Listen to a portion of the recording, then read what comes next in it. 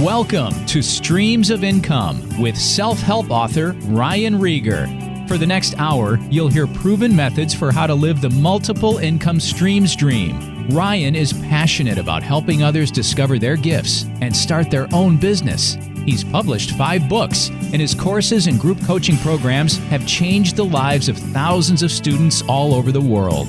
Ryan's books include Private Label, The Easy Way, Finding Your Grace Place, and his latest, Streams of Income. And now, here's your host, Ryan Rieger. Hey guys, welcome back to the Streams of Income radio show. I'm your host, Ryan Rieger, and today we're chatting with my friend Elise Baughman.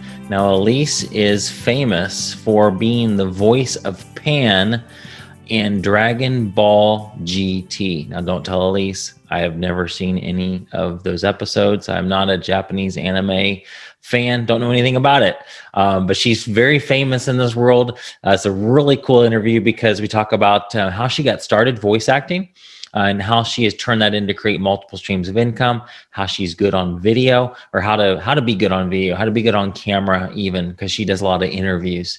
And so we have a lot of fun nuggets. But if you are an artist of any kind, or you want to get into voice acting, or you want to learn how to be better on camera, Elise has some great tips. This is a recording from a webinar she did inside my Build Your Income Streams Insiders group. So it's really good information. Hope you'll enjoy this interview with Elise. Cool. Well, guys, this is Elise Baughman, and she is the voice of Pan from Dragon Ball Z. GT, sorry. My favorite show of all time. Actually, Elise, I got to admit, I've never seen it. It's okay. I won't hold it against you. I don't think I'm probably that demographic. So. Well, it's interesting because I find it spans a lot of generations, because there are some people who are young who are watching it now because there's Dragon Ball Super.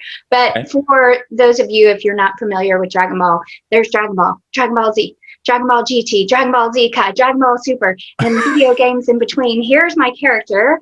So this is Pan from Dragon Ball GT. Okay. So cheeseburgers, fries, and blueberry pies. Yeah. Like, I did a lot of fighting. So what is really cool, and what I have discovered in doing conventions just recently, is there will be people who grew up on Dragon Ball, because I looked it up one time. They're like, 1,500 episodes if you added them all together. Okay. But there are people who grew up on it, and then their kids were watching it, and now grandkids are watching it. So some people have never heard of anime, never heard of Dragon Ball, and then some people, whole generation, like multiple generations, have watched it. So it's really interesting. I know we're not here to necessarily talk about Dragon Ball, but it is encouraging. I lost you. Interesting to me, though. So is it like, did it start in Japan? Yeah, so anime in general, and that's a great question. Anime starts in Japan, they record it there, and then it's dubbed in different languages. So we dub it here. Whereas animation, like Disney, Pixar, and some of the other big companies, that is done originally here and then dubbed somewhere else. Interesting. Okay. And so when all the different iterations of Dragon Ball, is that like having just different seasons, or is it like a completely whole new characters, all different? Is it like, is any connectivity to all of them? Yeah, it's like having different seasons. So, like Law and Order goes on and on and on, and there are different branches of Law and Order. Yep. So some characters have been in multiple seasons. So I should really know how many episodes in each season, but let's say Dragon Ball has 150 episodes, Dragon Ball Z 175. I do know Dragon Ball GT, there were 65 episodes in a movie. So some characters are in multiple, like Dragon Ball Z, Dragon Ball GT. Now, unfortunately for me, Pan was just in GT, and she has not shown up again, except as a baby in Dragon Ball Super, which is, if anyone's watching, that's what's been on lately, and we're waiting for more. So I would love for her to come back. And how do you, this is kind of, I'm just curious, and you don't have to say if it's like secret, like how do you find out that type of stuff? Like you're an actor just like anybody else. Like if I worked on some other show, they tell you when you're going to show up if you are? How does that work? I wish I did. Usually your agent calls and goes, "You're recording for Pan." And I'm like, "Oh, yay." Or sometimes, because Pan, I recorded her a long time ago, and even though she was Dragon Ball GT, she showed up in a lot of Dragon Ball Z video games. So sometimes I would just show up at Oquatron 5000, which is a studio here in Dallas. And I didn't know what I was recording for. And it would be a Dragon Ball Z video game. And I'm like, "Oh, Pan, Wow. I get to record for Pan again." So I wish we knew ahead of time, but we don't always get the memos of what we're doing or what's going on with our characters. Now, sometimes fans will tell us, like, "Ooh, I've been reading the manga," which is like the comic books that are in Japanese and then in the US as well. And so sometimes they'll read and let us know, but other times does it follow? I know this is totally not the direction I told you we were going, but does it follow the comics exactly? See, I don't read the manga, so I don't know there's so much more to the manga. So it'd be like if you read a book and your book got turned into a movie. Okay. I'm guessing people who read manga are probably like, "Oh, Elise, what are you talking about?" Oh my gosh. But I think there's way more to it, I'm guessing. Just like a movie can't totally encompass a whole book. Yeah. You just show up when they tell you to. Yes, and I'm thankful to work and be part of something that's so cool. That is really cool, man. You've been all over the world, get to meet some really neat people, and what's it like? You're like a celebrity in the anime world, aren't you? That sounds weird to say. I do get to go to Comic-Cons and to anime conventions and sign autographs. So what you saw and what listeners won't necessarily get to see, but we get to sign prints and larger posters, so that's pretty cool. Because a lot of my friends, voice actor friends, have been doing conventions forever. I did not get the memo, so I just started doing conventions in 2018. And it's such a fun world. There's such an energy. I mean, like conventions, I've heard you talk about conventions that you've gone to, and what a difference it makes to see people in person and just get that energy and talk to people and talk about a fandom for Dragon Ball Z or some of the other shows that I've done. And so it really is cool to be there and talk to people, other voice actors, exhibitors, artists, fans, etc. So I love that part of it. That's cool. Well, we can talk more about that on another episode. Dig in deep into that if anybody's interested in all of that, the Comic-Con world. But so tell us about who you are and how you got started getting into voice acting and how you became Pan. Okay, yes. So who I am an actress, a wife, a mom. That's the bottom line, one sentence story. Yep. But my background, I actually majored in accounting. I got my MBA. I was not planning on being an actress. That never crossed my mind.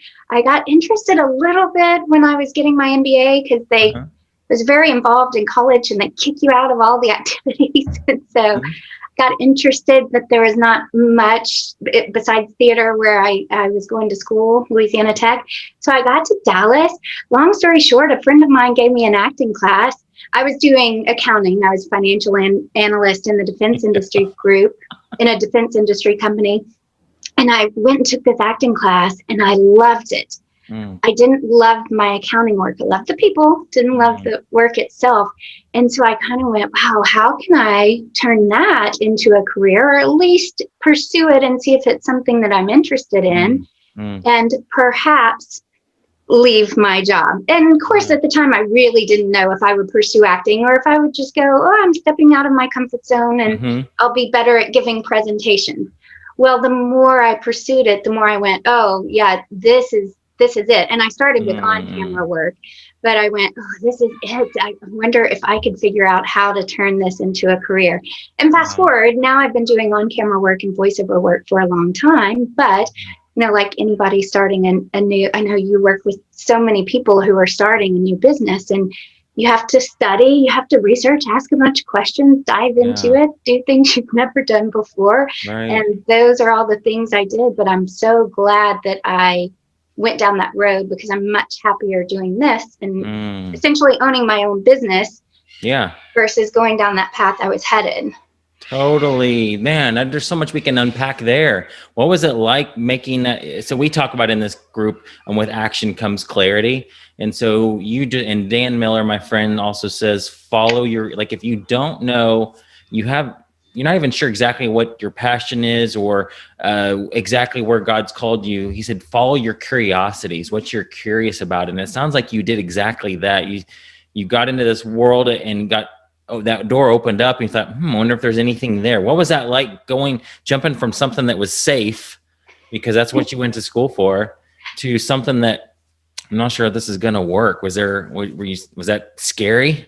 Yeah, for sure. And at first, like you said, I just kind of dipped my toe in the water to see what it was like and see if, was this a career path or is this just expanding my horizon? So when I decided this is a career path, so I am an accountant. I do still do a lot of stuff in Excel even to this day, and I like lists. So then when I decided to, okay, let's go down that path, I made lists. I talked to, there weren't a lot of people, there was nobody actually I knew who was an actor. So I was like, okay, I'm going to call everybody I know and see if their brothers, sisters, aunts, uncle, like if they're an actor. So I did that, and I just started asking questions. And now like my big moment where I did take a risk and it was super scary. It was when I quit my job as financial analyst. I had not told anybody I was really pursuing acting, and went to LA for a summer to pursue acting there and just take it a little further. And so it was like a big leap of faith, because I did have to quit. I wanted to they were having layoffs. So I even asked for like a package and they said no. And so I had to go, okay, God, like, here we go, leap of faith. And I'm so glad I did. The other part that was really hard is I was a practical person. I mean, since I was probably 5, very practical. This was the first decision I had to make on my own that my parents didn't agree with. They were like, you're gonna be what? Are you gonna be an actress? So I had to make it on my own. And sometimes we go through rough spots when we have rough spots in our lives. This was a rough spot for me because I had opportunity.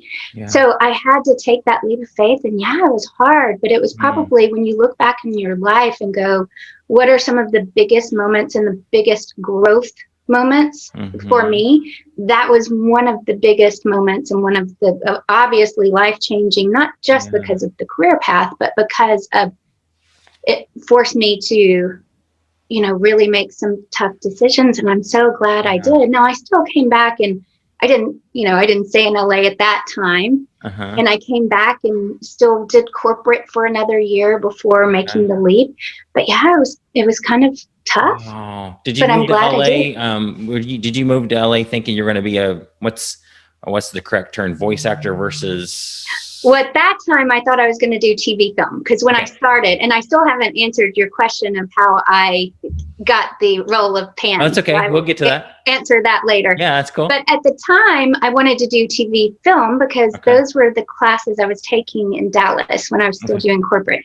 So I moved to LA. I was just there for a summer, did TV film, took improv, just kind of explored everything. I didn't even really know about voiceover at the time. And I actually thought I would stay in LA. Okay. And kind of the last minute, at the time, I thought I let my mom talk me into moving back. Well, I moved back, and then I met my husband. And you go, what? Here in Dallas? Yeah, here in Dallas. Okay, nice. That's why I needed to move back. So that was a total God thing. Like, I met my husband, and oh my gosh, I would have never missed that chance, of course. So at the time, I was pursuing film and television, and it was only later that I got into voiceover. Okay. I mean, just 2 years later, but still later. 2 years later, yeah. Wow, that's so cool. So started going down the film route, and then how'd that branch into the voice acting? So I was going down film TV. Then I started doing improv, which I love improv. And if I recommend improv for anybody, even if you don't even want to be an actor. I just think so many of us are required to do sales in our job, Mm-hmm. improv really stretches you and helps you in so many parts of our lives. But anyway, I digress. So I was doing improv, and then I wanted to get into voiceover at the time. Okay. But I went to my agent, and she was like, very nicely, she said, well, you don't have any voiceover experience, and we have a lot of people who do. She gave me a checklist which I mentioned that I loved. So I was working on my checklist to take voice acting classes, start working on your voiceover demo. Meanwhile, I was doing improv, which is a training program that we had at the time set up like Groundlings, where a lot of people come, like Will Ferrell, people like that come out of, and went to a dinner where somebody was talking about anime. And I didn't know about anime at the time. I knew about animation. And so I loved animation, Disney, Disney Pixar, all of those. So I was like, how do I get an audition for this? Sign me up. And so Mike McFarland was a director at Funimation, which is one of the largest dubbing, they call them dubbing houses, because that's where we dub the Japanese into English. Okay. And so I got an audition, and my first audition was for Pan. Oh, wow. And so I booked Dragon Ball GT right off the bat. And, I still can't, looking back, you go, oh my goodness, I can't. That's probably not normal, right? For you get your first job right after you the first crack at it. Yeah, I don't think so. Because like people ask, well, what character do you like best that you voiced? I'm like, well, Pan, one, because I like her. But then I went back to my agent and said, oh, so guess what? I booked Pan. And so can I be a voiceover actor now, basically? So it kind of launched me into animation, and then the other types of voiceover, commercials and corporate and other things. So cool. I'm very sentimental about the character of Pan for many reasons. I can imagine. So tell me, am I wrong here, that saying that you are the voice of Pan probably gives you a whole lot more credibility than if I said, hey, you know what? I think I have a really good voice. Let me get into this type of work. I mean, is that correct? Well, sometimes something that you've for done, it's anime big time. or animation, but for TV, doing voiceover for TV commercials or for corporate training, they don't necessarily care. Okay, really? Okay. So, yeah. Interesting. I would think that if I was looking for a voiceover actor for something, and it's just, Ryan Rieger, nobody's ever heard of, and somebody that says I'm the voice of Pan from a famous anime show, that would carry a whole lot more weight. Well, I guess it depends. I mean, if they like Dragon Ball, it might help. Right. There's awesome. So many factors that go into making decisions for commercials. Yeah. And sometimes when I submit auditions, they don't always look at a resume, so they may not know me. They're just listening to the voice. Huh? They're just listening to the voice, and they don't really, they're not looking necessarily at who the person who's saying it. Right. Yeah. So now you do a lot of corporate stuff. So a little of everything. So before the pandemic, I was doing about half voiceover, half on camera, and a lot of corporate. So a lot of teleprompter and some ear prompter. And then there are a lot of commercials shot in Dallas. We went through a phase where we had TV and film, and we still not during the pandemic, but we still have TV and film, TV hosting. So when I lived in LA, I did celebrity interviews and hosted an RV show where we traveled around in an RV. So kind of a little bit of everything, except just like not much theater. Okay. I've got a question. Michael wants to know, what's the best way to get into voiceover work, which is a perfect segue into, that's one of the questions I wanted to ask you, because there might be people that are like, that sounds really cool, I want to get into that. What advice would you have for somebody that's wants to test those waters? Yes. Well, I love classes personally, and then I always recommend them. Now, if right now you can't necessarily do in-person classes, although I have heard of some in-person classes, but those are always my favorite just because you get to talk to people and there's nothing like being in person. Right now, there are a lot of online classes. I coach via Skype, so there are a lot of people like me who private coach. There are also people who coach group classes. So I definitely recommend that, because gosh, you get to learn and just learn the techniques and learn about the craft of acting, the business of acting, because there is the business side too. Now, some people are not ready to invest in a class. So what I recommend, grabbing your phone, even just using the voice, whether you have an Apple or Android. Voice memo. Yeah, using the voice memo, start listening to yourself, because it's like that thing, anytime you hear yourself or see yourself, you're like, I don't sound like that. Right? Yeah, we do. We sound like that. Yeah. And so being a voice actor these days, you record from home and you have to self-direct. So you've got to start recording yourself, listening to yourself, and getting a sense of how you actually sound, and then start paying attention to radio commercial people who sound like you, where you go, oh, I would have done that spot. No, I'm too high or too low to do that spot. So that's a great way. And I have a show called Anime Adventures where I interview my fellow anime voice actors. And one fascinating part has just been listening to how people got started. And some of them literally just would sit and listen to themselves back and start learning how they sound. Oh, if this is going on in my head, here's what it sounds like. But that's where I recommend people starting. Yeah. What's one of your classes? Like if I was doing it, we were doing a session right now, and I was hiring you to train me for voice acting. How would a session even go for that? Like I know how to teach people how to sell online and stuff, but I don't even know like what would a session be like with voice acting? So back to my lists. I have a list of what I go over. And sometimes, especially if you're new, it's starting with the basic stuff, like where you stand, versus the mic, or if you need to start with your phone, where you would stand. Then I send script. So we would work on script, and we work on different types of script, especially so we can introduce you to what a commercial script is like, what a corporate training script is like, what an anime and video game script looks like. So we work through those, and then I cater it to each person. So depending on how new or how advanced you are, we work on different things.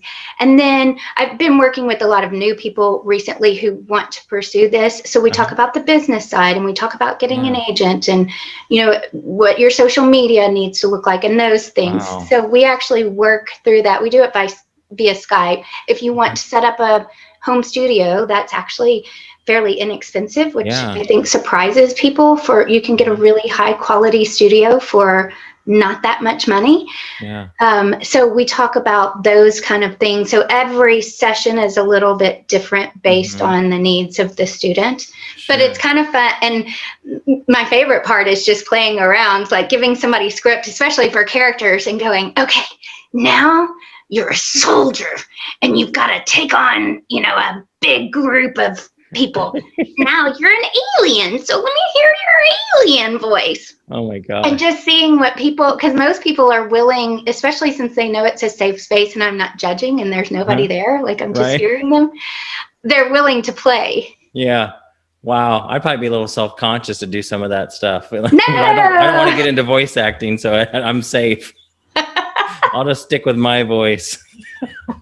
That's pretty It's good. It's working for you, Ryan. Thank you. I appreciate that. So do you have them do like the warm-up things like la la la la la la la la la? We talk about that. Yes, because I get asked. I still do vocal warm-ups before on camera and voiceover jobs.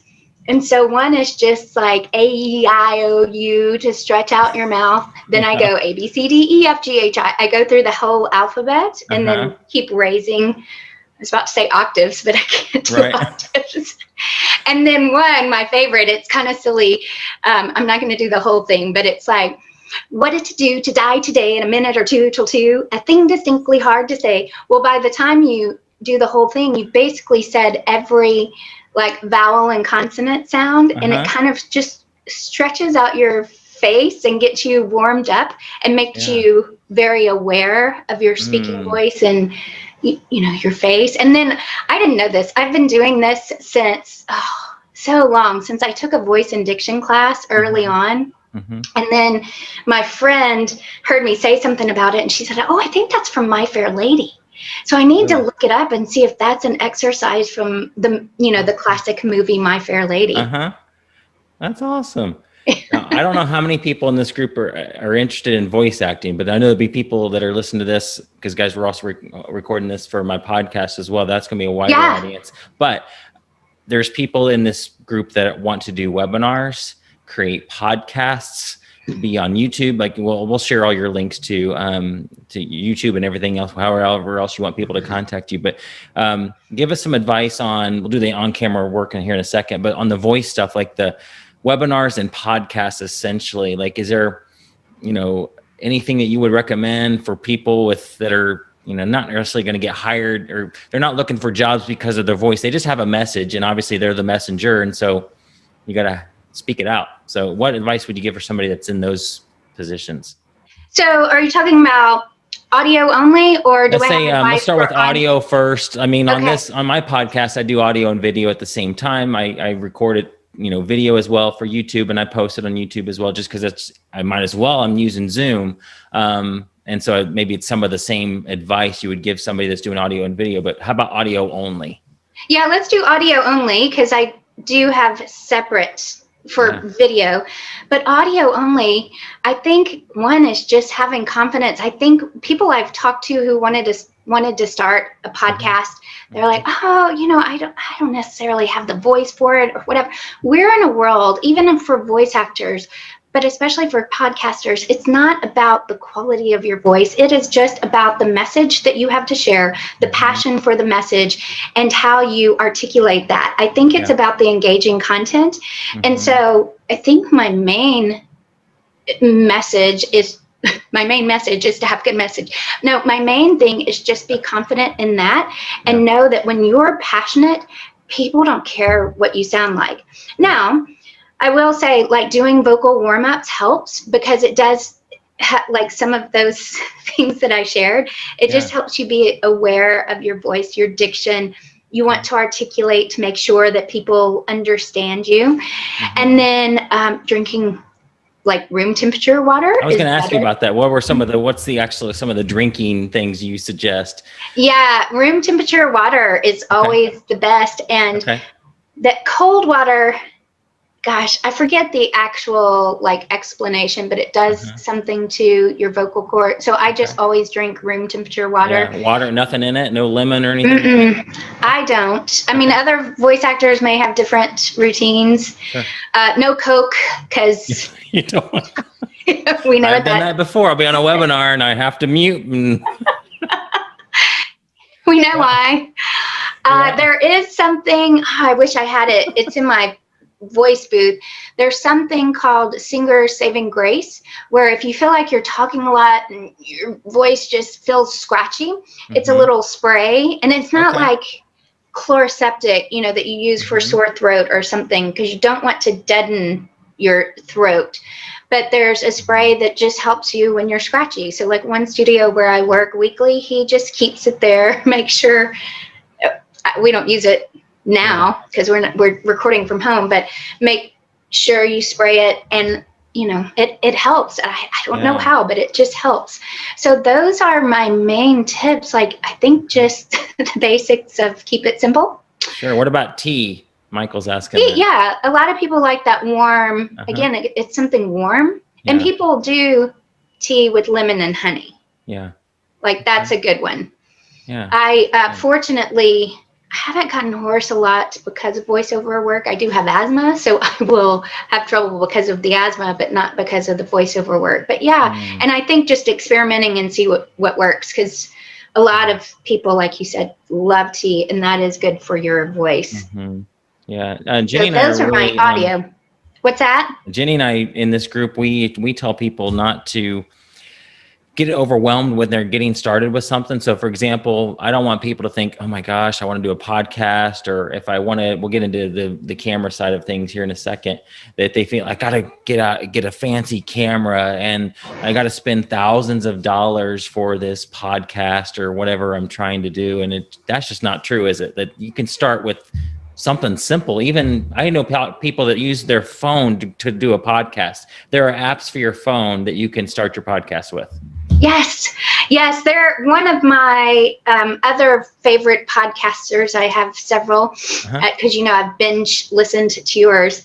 But Chalene Johnson is a podcaster, and she did an experiment because normally she has a wonderful setup and she's got editors and everything. But I remember listening to one podcast and she said, just to prove to you, I've got my phone. I think she was even in her car and maybe or in her closet and just had a pillow. You can do that. And her quality sounded amazing. Yeah. And there have been times where even as a voiceover actor, I remember I went to TED Talk SMU. So when Southern Methodist University had their TED Talks, and I got a last minute emergency voiceover. I took my phone, I had a jacket, I stuck my head like over a chair in a classroom and recorded. Well, you couldn't tell. So if you just have your phone and can somehow soundproof so that you're not like, if you were in an empty room and you snapped or you clapped, try this at home, there would be echoey sounds. Right. Well, if you can somehow use a pillow or a jacket and just deaden the sound, use free stuff and record on your phone, you can start a podcast and then upgrade as you want to. Now, if you do that, you might not want to do the video portion of the podcast with you got a coat over your head or live from under my pillow. That's right. Oh my gosh. So that's really good to know. And I here in my office, I have some furniture and stuff and some things on the walls. And it may not be perfect, but I also have a foam thing over my microphone here. Yes. Anything you said, and this was very cheap. And I have an ATR 2100 microphone. It's not an expensive microphone. I think I spent $75 or something for it. Oh, perfect. And that's one a lot of podcasters recommend. Any other like equipment like that? Let's say that, they want to upgrade from the phone. What's that next level that's not going to set them back thousands of dollars? You're not creating a studio in your house and putting foam everywhere. And yeah, I have several recommendations. I don't know the model number. I know that one thing that I have basic tips on, lighting, but I'm not an expert, so I am taking a class with a guy named Travis Petty. And if anybody's interested in learning like basic stuff for lighting, audio, video, there is a link. It is videomadeeasy.co/Elise. So ELISE, and it's CO, but he has a gear list. And one thing that he, like, let's say you wanted to do, whether it's audio or audio and video, he has a lav mic, meaning a lavalier, which you can put on your shirt, run the wire to your phone, $40 on Amazon. If you wait till Black Friday, probably will be cheaper. So if you want it, and he's done a test with his mic, kind of similar to yours, where he will compare like a desktop mic to that $40 microphone going into his iPhone. You won't believe the difference or the similarities, like how little difference there is. So if people wanted to start with $40, they could. If you want to go, $75, a lot of voice actors use this AT2020, which is Audio-Technica 2020, which is about a $200 mic, depending where you get it. So you can start very simply and still have wonderful quality. Like I'm actually going to get that $40 lavalier mic just as an additional option. Yeah.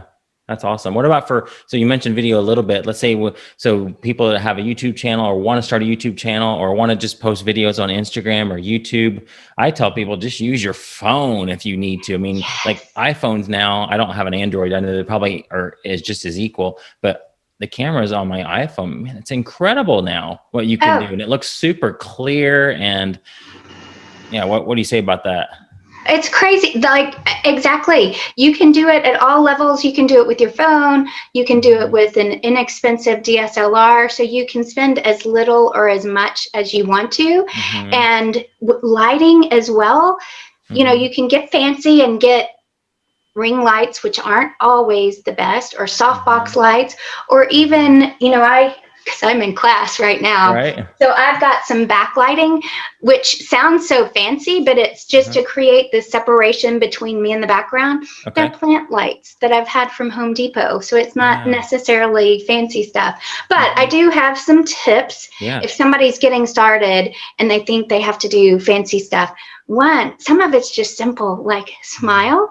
I think a lot of people, because I've worked with, before the pandemic, I worked with people for on-camera presence, teleprompter, and spokesperson type stuff.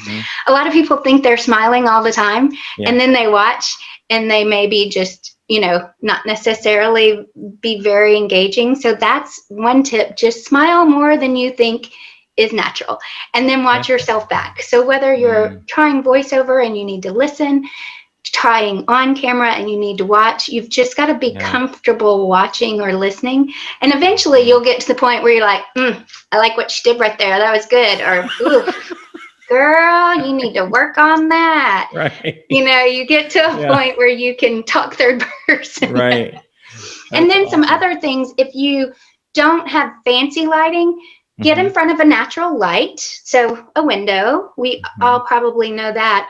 Or just get a lamp and put it in front of your computer or your phone. What you don't want is like this big light source that is directly in your face that makes you look like you have weird shiny spots on your face.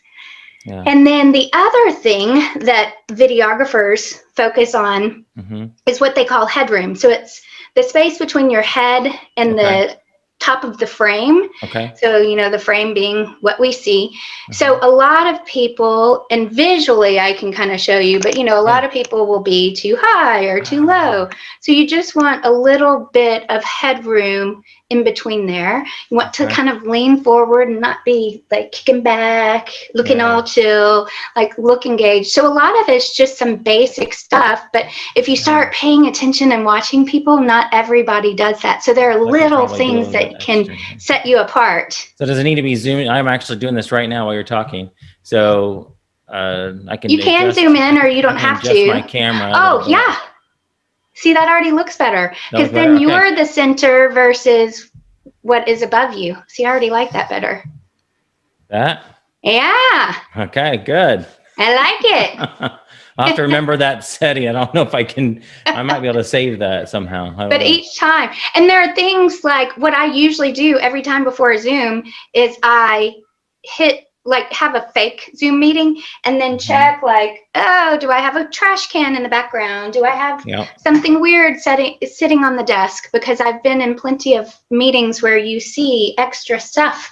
And so I call it set decorating, like they would do on a film. But I think whether, I mean, gosh, we're all on some form of video, I feel like, whether it's Zoom or Facebook Lives or uploading YouTube, or maybe you want to create an online course for your people. We're all being required to do it. So there are ways that we can just be more engaging and be more present. Oh, another tip, try to look as much as you possibly can at the camera. See, I'm pointing to it. Yeah. But it's and that is really hard because you want to look at what is, you know, going on with all the people. But we've got to remember, whether it's YouTube or Facebook Live, the audience is, you know, out there. So sometimes you've got to look down, or you've got to adjust, or you've got to look at your chat or whatever. But as much as possible, just get used to listening to people and watching. So those are just some basic tips. Yeah, that's good. What's your opinion on like I don't ever wear headphones, and I know some people do, and they're just more comfortable with that, and you're not. It doesn't look like you are right now. No, and like when I started, I was doing headphones because I thought that's what you did, because I saw people. And then somebody said, no, you know, if you adjust your volume and have the right volume, then you won't get the feedback and you won't have to do that. Right. And like right now, I will say, because I told Ryan this ahead of time, I have a DSLR. I have this wonderful microphone. It has not been working with my computer. And so right now I am having to use my webcam and just the computer mic, which is hard when this is my business, but it just shows too, like you just use what you have. Right. And it's fine. And I think we're in a world where everybody understands that, and everybody's kind of learning Zoom right now. So you use what you have and you just get started, and then later look back and go, wow, look how much I learned. Exactly. Just do it, guys. Just take action. Yeah. Now, I don't know if you have any advice on doing podcast episodes or webinars with a young child around that can open the door at any time. And I just go with it. I roll with it. I don't even edit that stuff out because people love my son and they like want more. And so I don't edit it out. It may not sound super professional all the time, but it'll be fun to go back when he's older and say, hey, that's the episode you were on with me. And not on purpose, but yeah. you I came think in it's yelling. I mean, I just listened to I think it was your latest episode where your son popped.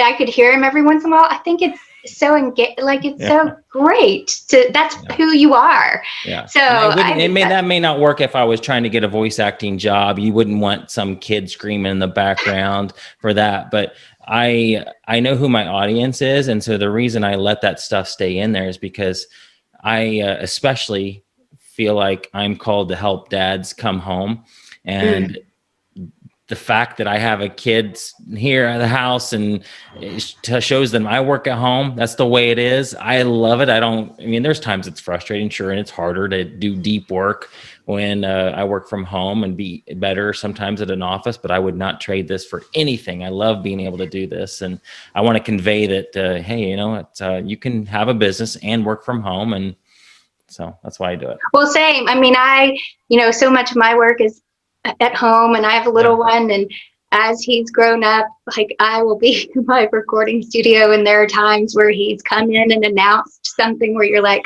you don't have to announce that to my clients.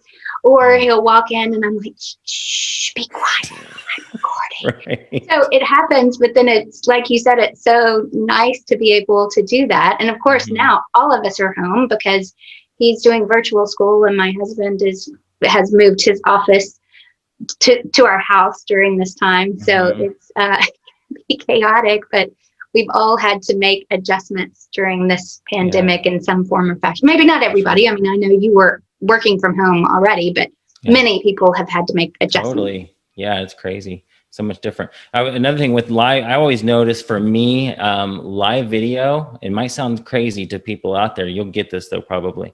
Live video for me is way easier than it is for me to sit here and say, okay, I need to record a 1 minute long thing for Instagram or Facebook. Because if I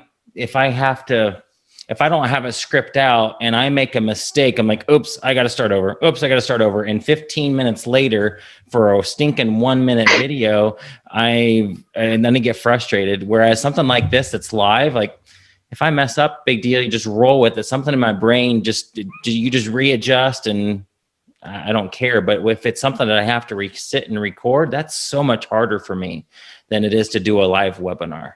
So I don't know if that's like it for everybody else or not. I so agree with you there, because I have been in this very spot, and if it's live, like you said, it's easy.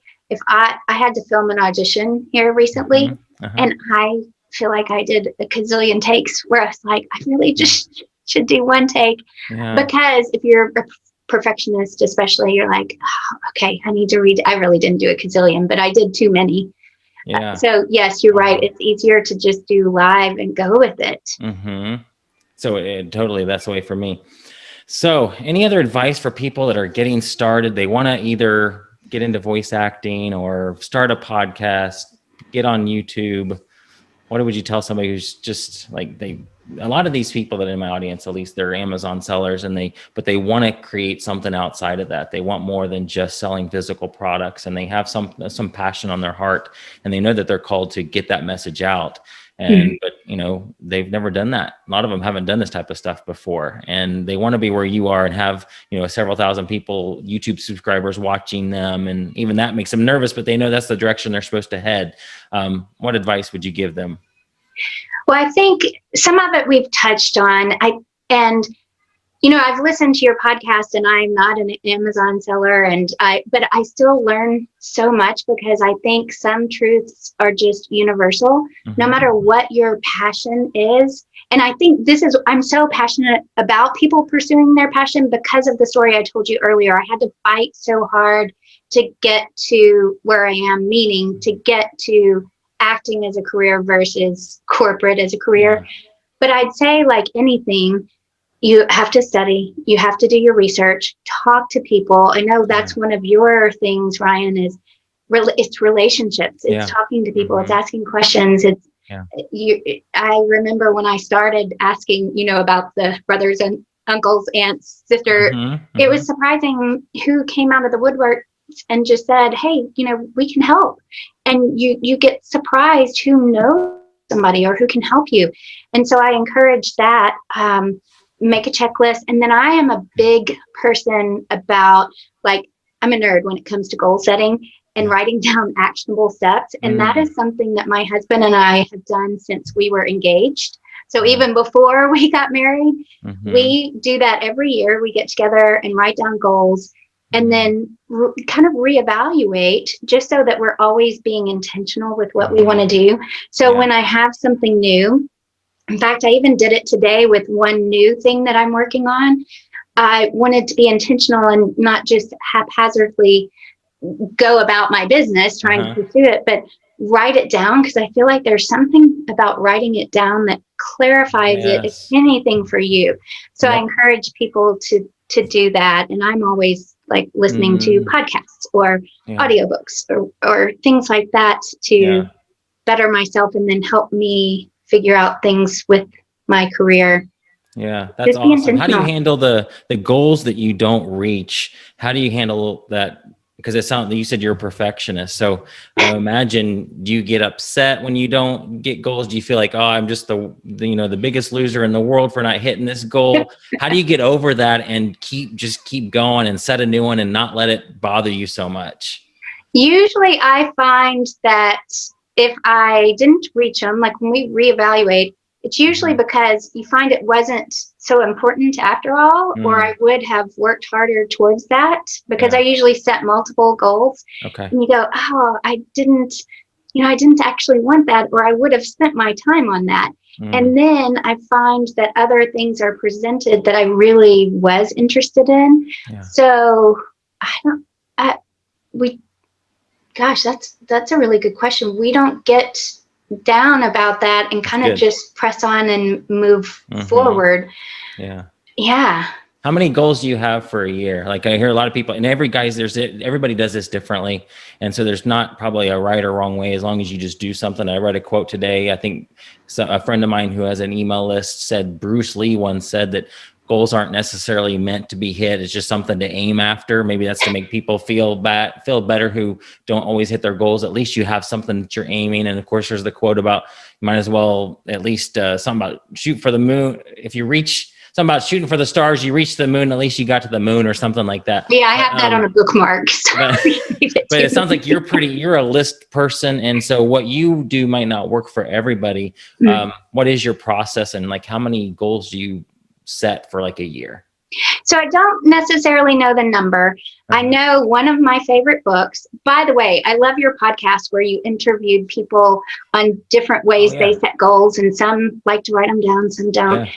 One of my favorite, or mine and my husband's favorite books, is The On Purpose Person. And there's also like The Purpose Driven Life, which is different, but it's The On Purpose Person by Kevin W. McCarthy. We have probably read it 3 to 5 times, one time out loud to each other. Like when I say we're nerds about this, we are.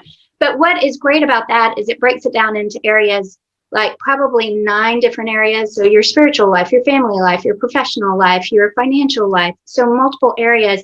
And it is a parable, and it very simply just, you follow the guy of the life of a guy walking through wanting to set goals for himself. Well, we break it down in those categories and have goals. So we don't necessarily, I don't know that I could tell you how many I have, but we like to put it in those categories just to make sure we're checking in. And it's funny, this was before the pandemic, but there was one time where life had just been crazy, as it can be. And my parents came in town, and they're like, we think y'all should do date night. And we went, yes, we're going to pick our favorite restaurant and do date night. Yeah. Instead, we went up to Chris's office where they had the big whiteboard, and because it had just been a while since we checked in, and we wrote down a lot of goals, but not just for the goal setting, but also like, okay, where are you in your career and with things you want to do with our family? Where am I? And it helps to just kind of check in and go, because you don't always have time for that day to day when you're doing the laundry and cooking dinner and going through mail. So I don't know. I'll have to review my goals. That's okay. No, I'm just curious. A number later. Yeah. So you guys do set goals together. That's so cool. Mm-hmm. Really cool. And so do you have like business goals, family goals, all the all the different categories there? Yeah, all the different. Love it. So I'd have to look at how many different categories. I think about 9 or 11. Wow. That's cool. And it sounds complicated. It's really not, where you go. And some, like when and I even have a binder with some of our stuff, but like when Chris and I got married, he wants to go to the Army Navy game. We still haven't gone to that game. Oh, you better We're not disappointed. We're like, we're still going. That is not a personal goal of mine, I will say. But he wants to go to the Army Navy game. So, and he wants to take us to Texas OU. So there are certain things that are like, that's not, I'm going to change the world. It's just a cool family event. So we haven't hit it yet, but we're not disappointed in ourselves. Yeah. Well, you turn that into a business trip. So the Army Navy, would that be like either Colorado or Maryland, maybe? Or Maryland. Army, I don't know. I think is New York. So you make it a business trip either way. Yes, we could, for sure. Yeah. Smart thinking. One day when the world opens back up. That's right. So Michael has a question about voicing books. So what about voicing books? Do they have to be read word for word, or can you just roll with it? So the books I have done have had to be read word for word. Now, I will preface this in saying 2 things. Most of the books I've done, I have been hired and gone to a studio and read them with a director, with an engineer, with a client on the line. So, it's been for the purpose of children learning to read. So it's been read word for word. Yeah. Audiobooks, if you ask about doing audiobooks, I have not done a lot of those when I've been 100% responsible for the whole process. Ironically, I just did that in the past couple of weeks and I'm working through it. But if you're wanting to get started in voiceover, it is a great place to start because you can audition, you can do it on your own. You can, like one of my producer friends had a full-time job and kids, but he would do that on his own. And now he's done like 55 audiobooks and he is a master. And so it is a great thing to pursue if you're wanting to get started. So I think you have to read word for word. I have not heard otherwise, but I have also not done 55 audiobooks that I recorded, engineered, sent to Amazon and to Audible. So, and I think you have to work with the author too. Like I just finished one and I'm doing it for an author in Canada. And so we still haven't listened back. So you may work with the author to make sure. Yeah. When I did mine's short. It's only I did Streams of Income, 90 some pages. I actually went to a guy's studio in his house in Dallas. I found him online and I was in this padded room with a chair and a fancy microphone in front of me. And I read it word for word. Now, of course I messed up. So he was in my ear and then just said, okay, now back up to this word here. And he edited it all perfectly. So it wasn't like I had to continuously, do it flawlessly. And I remember before this podcast, it was an actual radio show too. And that's how you heard of me. That's how I heard on the actual radio. On the radio. Yeah. And so that's cool. That made it all worth it just to get to meet you. But the guy that did the voiceovers for the commercials that I had, I was in studio with him when he was reading some of them and he messed up a ton and he just kept saying the same words over and over again and didn't care because he could edit it perfectly and make it sound like that he read that whole minute-long commercial without any mess up. So that was really cool. So yeah, that's the magic of editing. I actually listened to your book versus reading it and you did a great job. You sounded like you. Yeah, I just read. I mean, thankfully it was only 2 hours in there and it was because it's a short book. I can't imagine like being James Earl Jones and having to read the whole Bible. Oh my gosh, that'd be a big job. Well, it's much easier when you have an engineer. Like I did pay an engineer for this because I'm a slow engineer.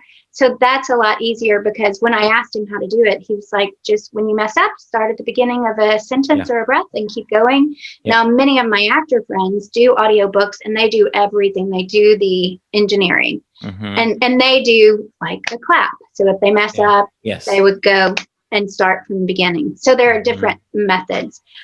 So it's a great thing to do. I just haven't added that because it can also be time consuming. Oh yeah. You stay in your lane and do what you're good at. To answer Michael, or to go further with what Michael was saying, I would bet there's a lot of people in this group and even in Ginny and I's influence that they're all writing books and they would love to have an audio version. Elise, I heard something that was really incredible. There's a book guy by, oh gosh, he's a African-American. He was in the military. Oh gosh, I'll remember it here in a minute.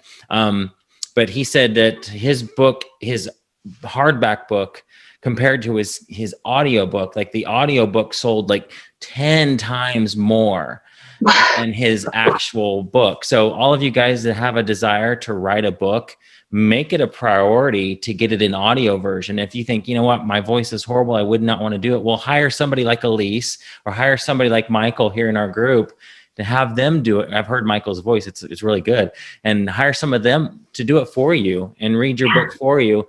And you get it out to the world. And because not everybody wants to sit and read. People are on the go. They're in their car. They're out jogging, walking, and they want to listen to it in their ear. And if your book's not available in audio form, then they're just probably not going to have a chance to consume that content. Yeah. And for people who are with us right now or people listening later, I have plenty of friends who do this all the time and put them in touch with people who read audiobooks and are so talented, because you're absolutely right. Like people listen all the time. That's how I have been reading. Yeah. Yeah. That's what I do too. I do a lot of audiobooks. It works well with my schedule. So that's how I get it done. It seems like it's easier to do that than to sit and dedicate myself to reading for an hour. I know. Same here. With life. Oh, Elise, thank you so much for doing this. This has been so much fun. Oh, this was fun. Yeah, I loved it. Thank you for having me. What an honor. Yeah, of course. Well, it's so cool you're finding me through the radio, and the fact that you're local and just your whole everything you've done is just fascinating to me, because that world of anime is not something I know anything about, but it's fun brainstorming with you ideas of how you could take that and turn that into other streams of income. Ideas aren't the problem. It's, there's so many ways to do it. You got to focus on the things that you're good at, and you are. So that's awesome. I appreciate you being on. Well, thank you. Yes, we briefly touched about that. I did. Literally, my husband heard you on the radio and he said, oh my goodness, this is what we talk about. We used the terms diversifying your portfolio because he's a money manager, but you were saying multiple streams of income, and that's exactly how you and I got in touch. It's kind of crazy.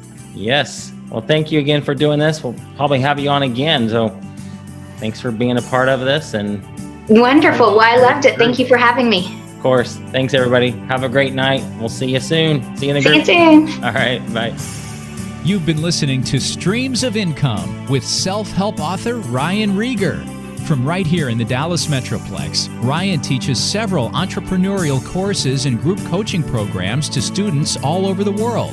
Be sure to listen next week at the same time for Streams of Income with Ryan Rieger.